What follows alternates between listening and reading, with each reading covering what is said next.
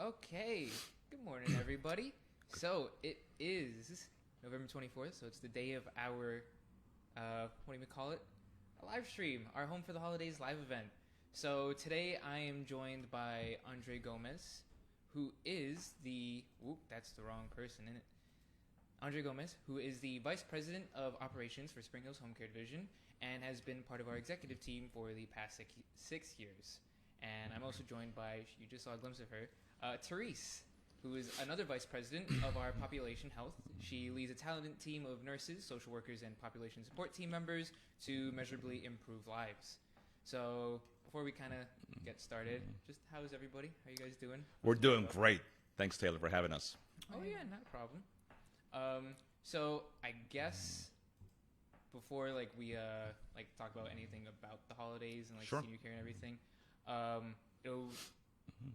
how about we just get your area of expertise first? What is it that you do specifically? Just something like that. Whoever wants to go first. Ladies first. So I work at the intersection between clinical, business, and technology. I'm a geriatric nurse practitioner, and I also have an MBA. And I'm a huge technology geek. So technology, business, and clinical. Population health really it sits at the intersection of all those things as well. So I'm well suited, well placed. All right, very nice. And then Andre, what is it that you do? Well, happy Thanksgiving, first of all. I'm excited to be here on Thanksgiving, and we're so in the season of being gracious for everything we have. So happy to be here with my colleague and yourself and be able to talk to our audience about something that we have such a tremendous amount of passion for. I've had the privilege of being here at Spring Hills for the past 6 years and been able to work with my home care team, our home care team, and been able to serve, what I feel is the best client that we have, and is the one that is at home and needs our services. I've been in the home health setting for the past 20 years. It's something that I developed a tremendous amount of passion for. Again, I consider our seniors in the home, whatever they call their home, to be underserved. And one of the passions that I really share is the ability to combat all of the older adult decline risk factors that we can affect so much as clinicians from a business perspective and a technology perspective, which is really the future. So today I'm excited to be able to talk about all those things and then some, and be able to hopefully arm our audience with the ability to counter, these risk factors at home when they go visit their loved ones in the upcoming holidays. Yeah. All right, very cool. Actually, was there any specific technologies that are coming out or anything like that? 'Cause I know you just mentioned that. Absolutely. So just not to get too complicated, I'm sure Therese can volunteer some of them too. But I know our home care team is working on really implementing what we call remote patient monitoring, and that's where we have barometric screening tools in the home that identify things as your vital signs, your pulse, your blood pressure from a remote basis.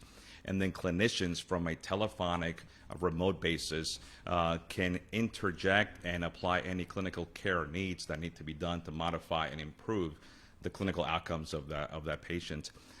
We have right now in the home care team, it's exciting for us, technology. We're working with a partner who is going to outfit the homes of our patients with what we call home sensors.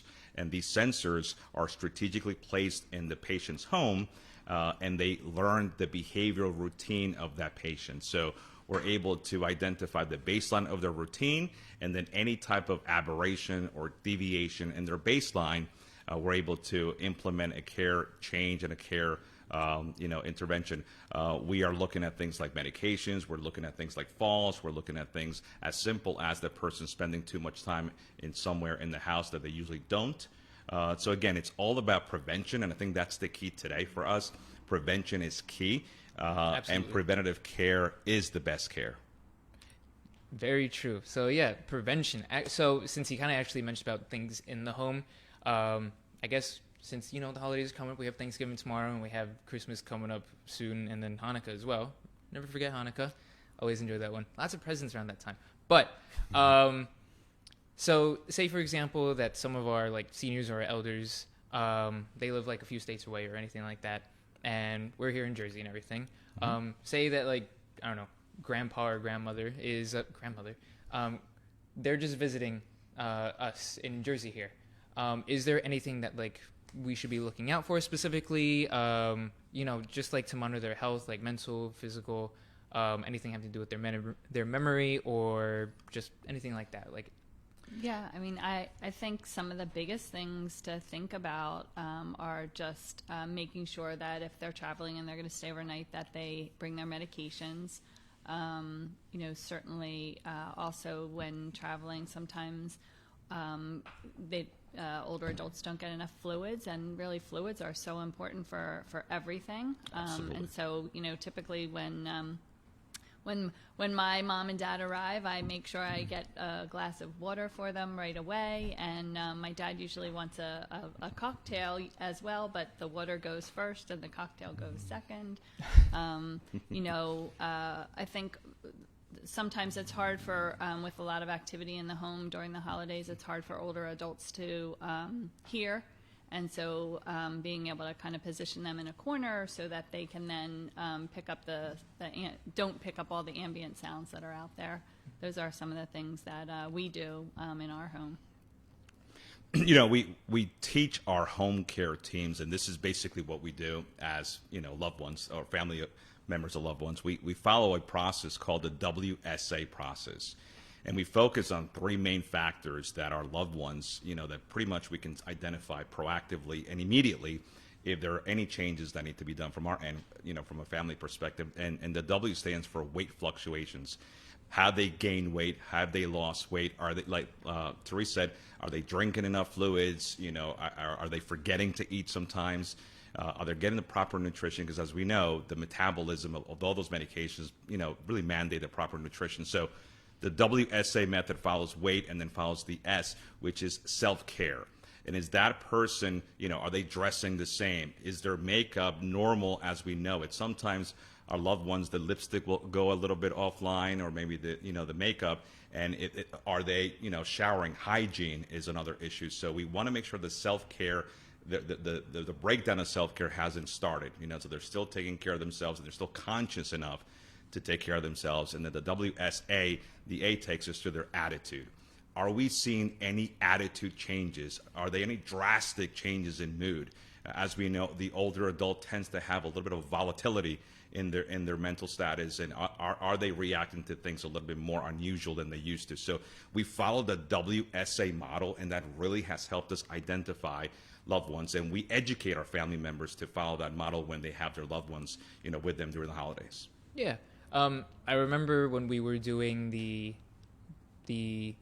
dementia not prevention, actually, that was a different thing. When we were talking about dementia, probably a few months ago, a lot of those WSA things were like mentioned and everything. So just like the whole thing about the makeup, yep. If there are any attitude changes, and along with just like weight fluctuations and everything, because they all kind of go hand in hand.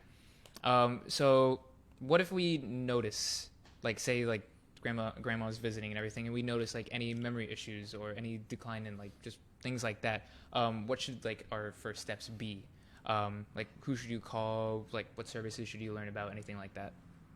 Yeah, I mean, I hate to say it depends, but it depends to some degree. I mean, it can be not abnormal for someone to have some, mild changes in their memory, particularly if they haven't been sleeping or they haven't been, their pattern that they're used to in their lives is a bit different. So that sometimes can cause a little bit of disorientation or memory issues. So I think really making sure that, if your loved one is staying with you and going to be at the house with you, monitoring that over a period of time and seeing if that's consistent, or if it was just a one-time kind of blip in memory. I don't know about you, but I sometimes forget what I had for dinner the night before. So we all have so many things going on in our lives. But certainly if it's something that remains the same, or if, as Andre was saying, there's,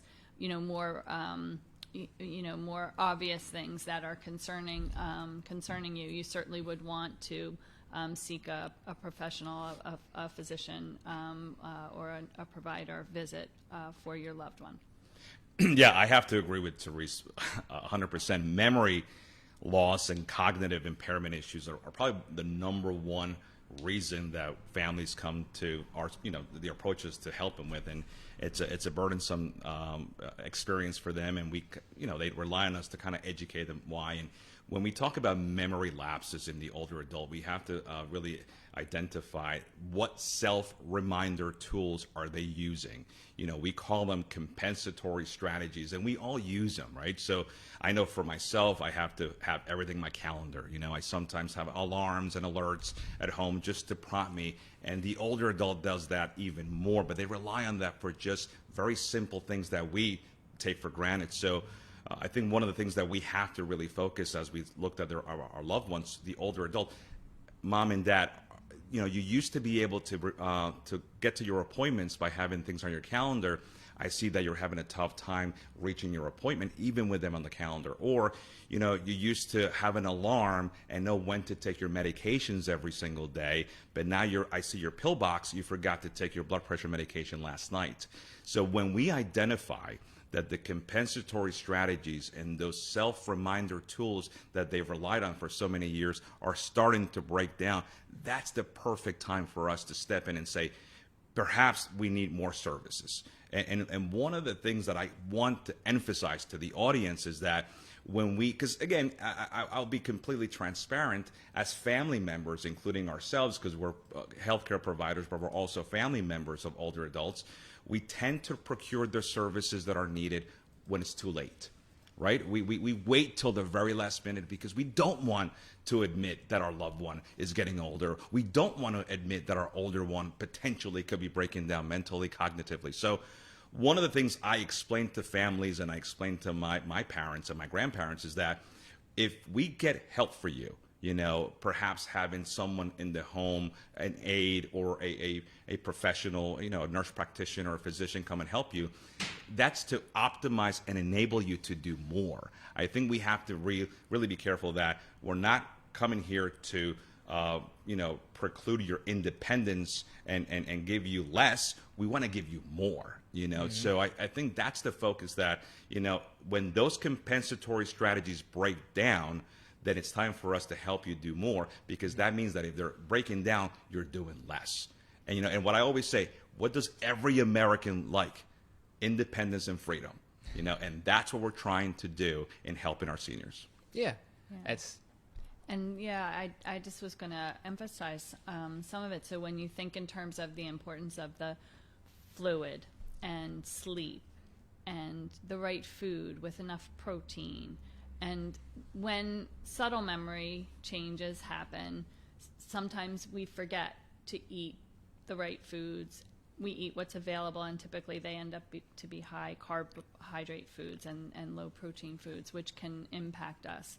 And the fluids and the sleep, or sometimes we don't remember when we last slept or how long we slept, and so we're not aware of them. So often having someone, a buddy, so to speak, to remind you, to help you to be aware of those things that you with a challenged memory might forget. So it's really helpful to have someone with you who's going to be able to help you remember and help you think of the things that you might otherwise forget.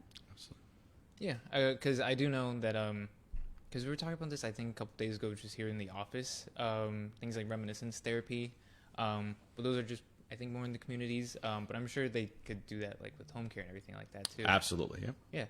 Yeah. But there was something that you mentioned beforehand. It was in, I think, maybe the first sentences that you said, which is it could be burdensome. So say, for example, that we are also taking care of our loved ones. So they might not be visiting us or we're not visiting them. It could just be that everyone's home for the holidays and we're kind of just taking care of our loved one and everything. But I know for a lot of caregivers, it becomes very stressful and it becomes very burdensome, especially with the more people that they're caring for. So how can we kind of help with the burnout or with any of the guilt that you might feel? Because if you're feeling stressed, then you might not be providing the best care possible to your loved one, especially if you're not having any other assistance with you.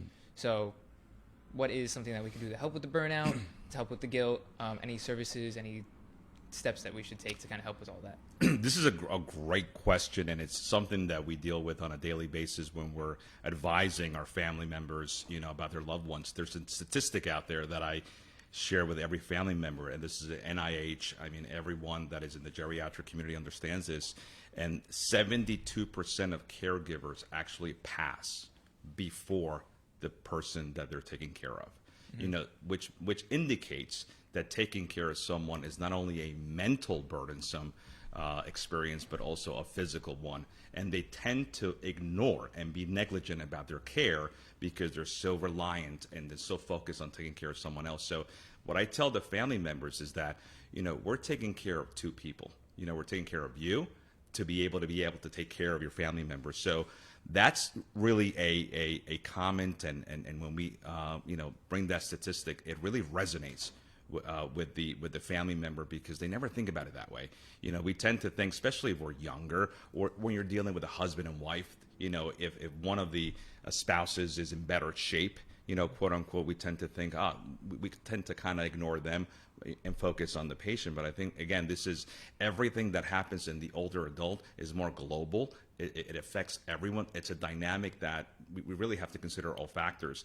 And that's why, when we're advising our audience, we want to make sure that they're looking at the big picture, because sometimes when you're the caregiver, you're in the trenches trying to help your mom and dad, you tend to forget a lot of the outside global picture. And I think that's the best thing I can tell them is think about yourself and think about what would happen to your loved one if you're not here, or she does not have a caregiver to take care of her. And I think that allows them to probably look for other resources sooner than they normally would. Yeah, and I think sometimes seeking respite care, I mean, a lot of times we have patients who are either caring for their loved one or being cared for by their loved one, and helping the individuals to find some respite care when that caregiving becomes to the point where it's really creating anxiety or creating unrest or creating lack of health for the caregiver. There needs to be that respite period. So going to a Spring Hills center and one of the assisted livings or one of the skilled nursing facilities, and being able to get respite care there is a great option, and one that we provide for our population. Can you explain, Therese, what respite care is?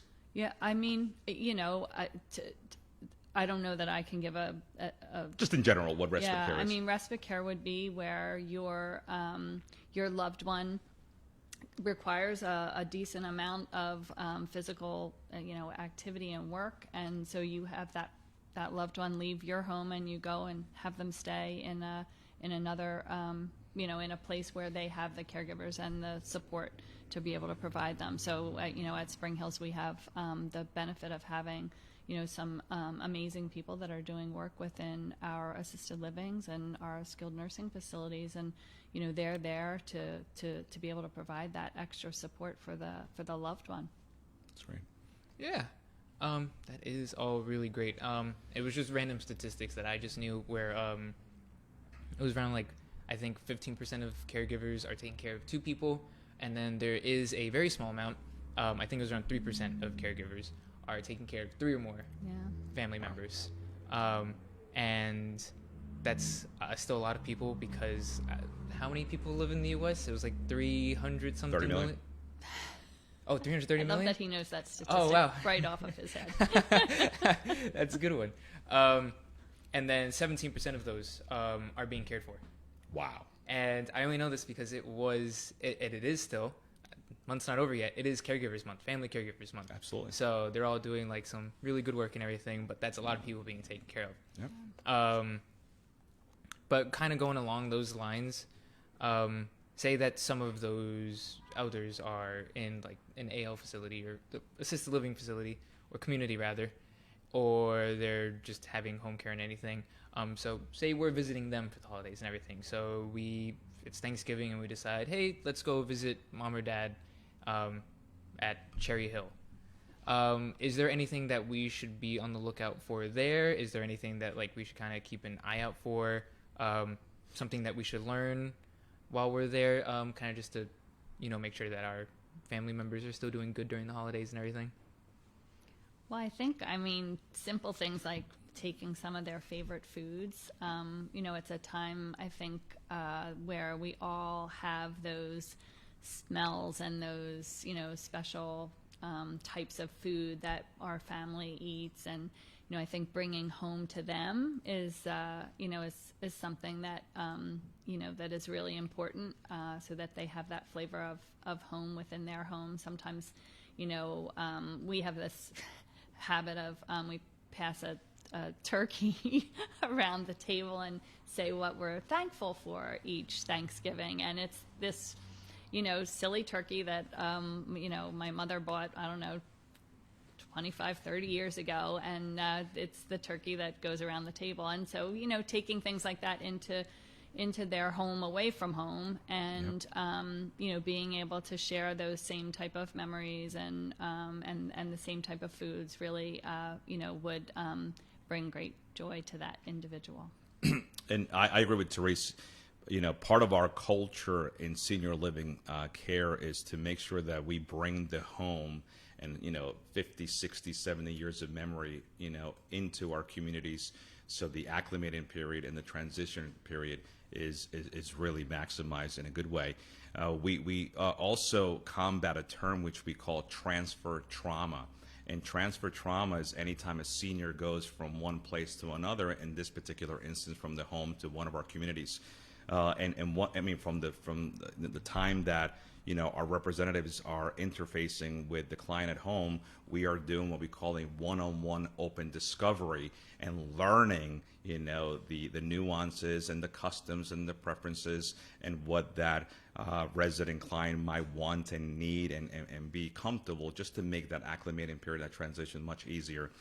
So one thing that we encourage the family members is to continue the things that client resident loves, continue providing that. So I'll give you an example. We had a resident who was a big time Packers fan. He loved sports. He was a big football fan. So I remember one of the things that we did for him is we got him a football signed by the Packers players. Wow. It was an undertaking to do that. But the family member, when they came in and visited him for the holidays, they brought in at the time it was a Brett Favre jersey, which was a big quarterback for the Packers. So it allowed them to, again, feel at home, even though, again, we sometimes underestimate it, but when you go from living in a 4,000 square foot home and then you're living in a 200 square foot, suite, it could be pretty invasive, for a family member. So we encouraged, as family members are visiting their loved ones, to continue to, contribute into what made that individual thrive when they were younger. If they were a nurse, bring them a stethoscope. If they were into sports, bring them up on sports and what's happening. I think there's a ton that we can do. I love what Teresa said about the turkey and being, going around and reflecting on what, makes us gracious. I think we're in a moment in time where we should be thankful about what we have rather than what we don't. And I think that really helps with the mental, stability of our seniors. So to me, it's just continuing that journey that, you're acclimated into a new environment, and we're decreasing some of that transfer trauma that occurs. Yeah, that's all actually really good points. What kind of the turkey reminded me of was I know for my family, whenever we kind of have like birthdays and everything, we tend to have this happy birthday hat, which is basically a giant cake that we put on our heads. And we've had that probably for the last like 6 years. And they've just like, we need to have this forever.